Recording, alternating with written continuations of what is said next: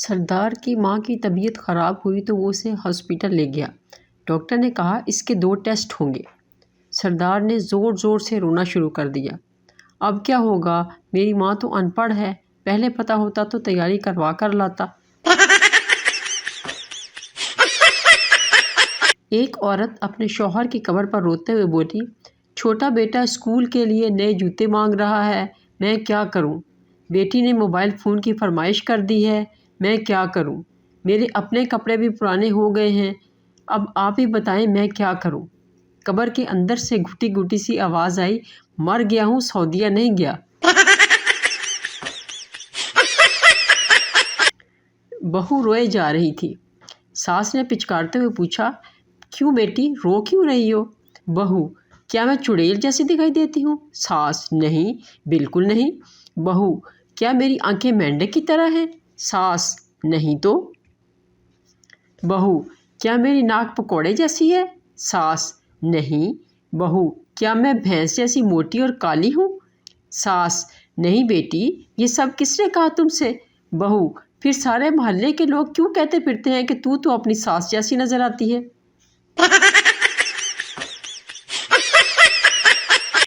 جب بھی میری سالگرہ کا دن آتا ہے تو کسی رشتہ دار کو یاد ہی نہیں رہتا وش کرنا، مگر جیسے ہی رزلٹ آتا ہے تو دادا کی چاچی کے بھائی کی سالی کا بھی فون آ جاتا ہے، ہاں بھائی کیا بنا؟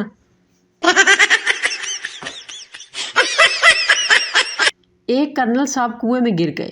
سپاہی رسا کنویں میں پھینکتے، جیسے ہی کرنل اوپر آتے تو سپاہی رسا چھوڑ کر کرنل کو سلوٹ مارتے، کرنل پھر کنویں میں گر جاتے۔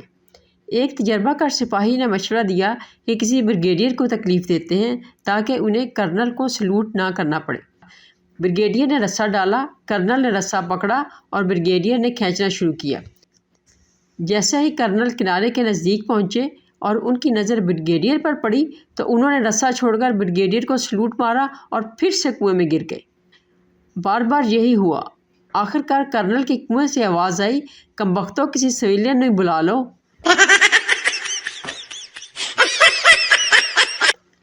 ایک خاتون صبح سویرے بغیر منہ ہاتھ دھوئے گھر کے عام کپڑے پہنے ایک بیکری میں گئی اور اپنی سالگرہ کے لیے کیک کا آرڈر دیا کہ میں شام کو 4 بجے آ کر لے جاؤں گی۔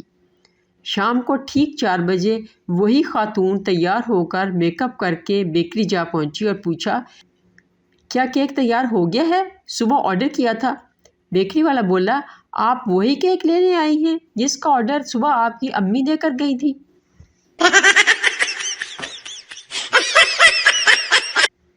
ایک لڑکی ایک میڈیکل اسٹور کے باہر کھڑی اسٹور میں رش کم ہونے کا انتظار کر رہی تھی۔ اس کے چہرے پر شرم کے ساتھ بے چینی، تذبذب کے جذبات صاف جھلک رہے تھے۔ آخر کافی دیر بعد جب میڈیکل اسٹور سے رش ختم ہو گیا تو وہ گھبراتی شرماتی اندر داخل ہوئی اور اپنے کانپتے ہاتھوں سے اپنے پرس سے ایک پرچی نکال کر سامنے رکھی اور شرماتے ہوئے بولی، میں ایک اسکول ٹیچر ہوں، میری ایک ڈاکٹر سے شادی طے ہوئی ہے، آج ان کا پہلا خط آیا ہے، کیا آپ پڑھ کر بتا دیں کہ کیا لکھا ہے؟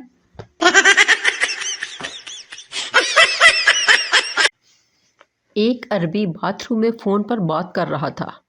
پٹھان نے سنا تو عربی کو بہت مارا۔ لوگوں نے مارنے کی وجہ پوچھی تو کہنے لگا، یہ پاگل اندر تلاوت کر رہا تھا۔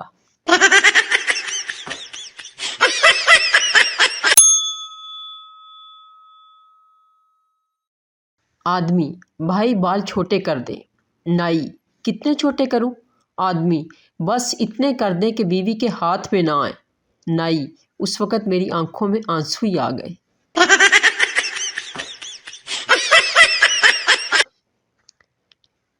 ہیلی کاپٹر کے نیچے 10 بلوچ اور ایک پٹھان لٹک رہے تھے اور ہیلی کاپٹر جھول رہا تھا۔